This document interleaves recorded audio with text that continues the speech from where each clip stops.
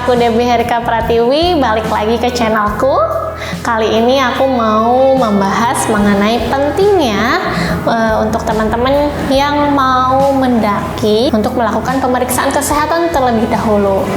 Baru-baru ini terjadi suatu kasus di mana seorang pendaki warga negara asing yang menaiki Gunung Rinjani terjatuh dan meninggal. Amat disayangkan ya, turut berduka untuk Juliana Marin yang terjatuh di Gunung Rinjani.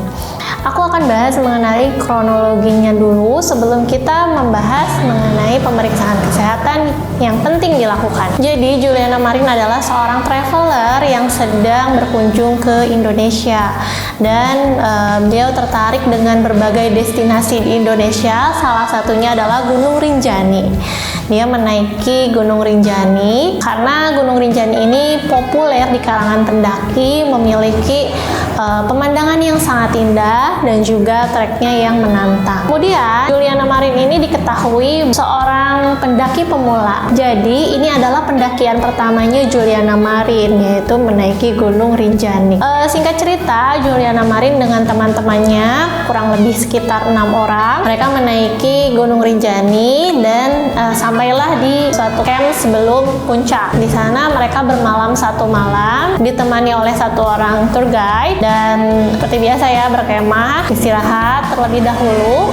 Di hari pertama, menurut kesaksian dari tour guide ini, tidak ada masalah yang dialami oleh timnya. Aman-aman aja selama pendakian di hari pertama. Nah, selanjut ke hari kedua di mana mereka ini mulai melakukan pendakian ke puncak atau summit attack pada jam 3 pagi karena mereka mengejar sunrise gitu. Mereka pengen lihat matahari terbit dari atas gunung atau dari puncak. Selanjutnya di sini aku mau kasih gambaran dulu. Katanya sih untuk sampai ke puncak Gunung Rinjani ini memiliki 3 trek. Trek pertama yaitu yang curam, kemudian yang trek kedua ini yang landai, dan trek ketiga adalah yang dikatakan dengan letter L. Yang curam ini berhasil dilewati oleh Juliana Marin, walaupun speednya Juliana Marin ini tertinggal paling belakang dari teman-temannya yang 5 orang di depan. Tapi si tour guide tetap mendampingi si Juliana Marin ada di posisi paling belakang. Nah, setelah melewati yang trek pertama, sampailah mereka di trek kedua. Trek kedua ini sebetulnya tidak securam yang pertama dan permukaannya juga bukan pasir seperti trek pertama, namun kanan kirinya itu jurang, cuman memang cukup luas. Pada saat di trek kedua inilah Juliana Marin terjatuh. Kenapa bisa terjatuh? Karena mungkin bisa jadi salah satunya adalah kelelahan atau disorientasi di mana dia kebingungan. Karena pada saat itu Juliana Marin ini minta untuk istirahat pada tour guide-nya, dan tour guide-nya ini meninggalkan Juliana lebih dulu untuk mengecek teman-temannya yang di depan. Namun setelah ditunggu kurang lebih 30 menit kemudian tidak ada pergerakan atau tidak ada tanda-tanda dari Juliana Marin ini untuk datang. Akhirnya si tour guide itu kembali lagi ke tempat semula dan ditemukan bahwa sudah tidak ada di tempatnya, hanya dilihat ada senter yang sudah terjatuh di jurang. Disitulah awal mula Juliana Marin terjatuh. Menurut hasil otopsi, Juliana Marin ini meninggal kurang lebih 10-15 menit setelah ia terjatuh akibat benturan yang sangat keras yang dialami oleh Juliana Marin. Amat disayangkan ya, Juliana Marin seorang traveler yang sedang menikmati destinasi Indonesia tapi meninggal di Gunung Rinjani. Next, aku mau juga mengaitkan dengan kecelakaan yang sering terjadi pada saat pendakian. Hampir kecelakaan yang banyak terjadi di saat pendakian, yaitu pertama adalah jatuh, kedua adalah kelelahan dan gangguan kesehatan. Nah, untuk teman-teman semua yang memang berminat dan suka untuk melakukan pendakian maupun mau mencoba untuk mendaki, kita bahas dulu informasi dari sisi kesehatannya supaya teman-teman tahu dan juga bisa mempersiapkannya lebih dulu. Pertama, untuk pendaki pemula jangan sampai teman-teman ini tidak melakukan pemanasan atau membiasakan diri untuk melakukan olahraga terlebih dahulu. Jadi sebelum mendaki sebaiknya kita biasakan badan untuk melakukan olahraga. Jangan sampai kita biasanya duduk-duduk bekerja di depan komputer, tiba-tiba ayo diajak teman untuk naik gunung dan kita oke aja, sedangkan kita nggak tahu kondisi tubuh kita ini siap atau tidak. Jadi kebugaran dalam tubuh kita ini penting karena gunung adalah alam bebas yang tidak dapat diprediksi oleh kita. Itu. Selanjutnya juga kita harus tahu bahwa untuk menaiki gunung ini terjadi perbedaan tekanan udara yang dimana apabila semakin tinggi pegunungan atau semakin tinggi datarannya, kemungkinan tekanan udaranya akan semakin rendah atau kadar oksigennya akan semakin menipis, di mana tubuh kita ini perlu penyesuaian. Apabila tidak ada penyesuaian dari tubuh kita, kemungkinan besar kita akan mengalami yang namanya altitude sickness atau penyakit ketinggian. Biasanya gejalanya bisa pusing, mual, sesak napas gitu. Tapi gejalanya ini ada dari mulai ringan sampai ke berat. Jadi kita harus mengenali dulu mengenai tadi altitude sickness. Selanjutnya, wajib dilakukan pemeriksaan kesehatan sebelum menaiki gunung. Apa aja sih pemeriksaan kesehatan yang perlu kita lakukan? Pertama, kita harus mencek diri sendiri apakah kita dalam keadaan fit atau tidak fit. Yang tahu badan kita kan diri kita sendiri ya. Jadi jangan ditutup-tutupi, karena kalau misalkan ditutup-tutupi, kemungkinan besar kita akan menjadi beban teman-teman yang lain. Misalkan ketika kita akan mendaki dalam kondisi flu ringan aja bisa berdampak besar. Karena apa? Ketika kita flu, hidung tersumbat, kemungkinan besar oksigen yang masuk ke dalam tubuh pun kurang optimal. Ketambah dengan perbedaan tekanan udara yang tadi sudah dibahas di awal. Maka sebaiknya jangan memaksakan diri apabila badan kita sedang tidak fit. Selanjutnya, yang kedua adalah cek tekanan darah teman-teman.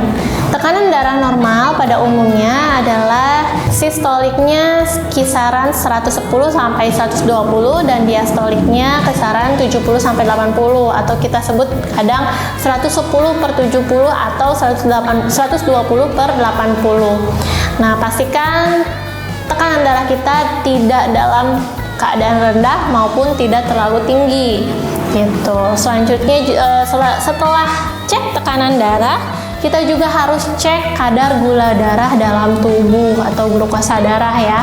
Karena seperti yang sudah teman-teman tahu, glukosa darah adalah sumber energi yang menjadi pemasok tubuh kita.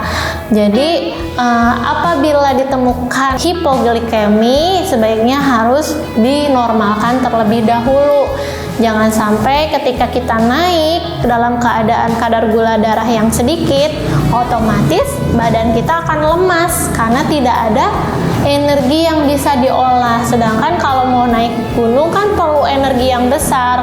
Ada kita berkeringat, kemudian juga kita berjalan jauh. Selanjutnya, yang keempat adalah pastikan teman-teman dalam keadaan kenyang atau perutnya terisi dengan baik. Di sini maksud terisi itu sebaiknya dengan kita memakan makanan yang bergizi. Jangan sampai kita mau naik gunung, perut kita kosong, atau kita sudah makan, cuman makanannya ini yang kayak pedas, asam, atau yang bisa menimbulkan sakit di bagian perut atau bahkan gangguan pencernaan. Jadi makanan yang di sini harus makanan yang aman dikonsumsi dan juga bergizi. Dan yang terakhir, yang kelima adalah mungkin banyak teman-teman juga yang mengabaikan adalah pastikan tidur dengan cukup. Jangan sampai kita akan naik ke gunung dalam keadaan kurang tidur, otomatis badan juga tidak enak. Nanti bisa jadi kelelahan atau pusing karena kurang tidur, seperti itu. Dan oh iya, satu lagi mau kasih tahu buat teman-teman semua, usahakan ketika memang teman-teman merasa kelelahan pada saat menaiki gunung atau pada saat perjalanan, itu kita pertama jangan memaksakan diri, dan kita harus tahu kondisi tubuh kita. Ketika memang kita napasnya sudah tersenggal-senggal, sebaiknya untuk menghentikan perjalanan. Tapi ingat, jangan langsung duduk, karena posisinya kan kita lagi jalan tuh, lagi panas, lagi berdiri. Jangan sampai kita langsung duduk, dari pergerakan berdiri sampai ke duduk, itu bisa menyebabkan hipotensi gitu. Sebaiknya ketika memang udah mulai ngos-ngosan, usahakan postur tubuh dalam keadaan tetap berdiri, dengan atur napas. Ambil napas dari hidung dan keluarkan dari mulut. Jangan sampai tersenggal-senggal atau misalkan napasnya kayak gitu, itu akan oksigen ke dalam tubuh kita itu tidak akan optimal atau tidak akan sampai ke otak, yang bisa menyebabkan nextnya akan pusing gitu.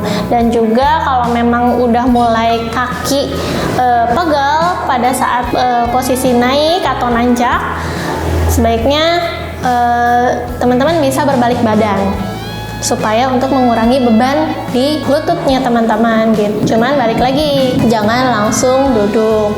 Nah, kalau memang nanti sudah ada tempat yang landai, tempat yang luas untuk kita beristirahat atau yang dikatakan dengan pos peristirahatan, barulah teman-teman bisa duduk, bisa istirahat dengan meluruskan kaki, jangan dilipat, supaya peredaran darahnya lancar.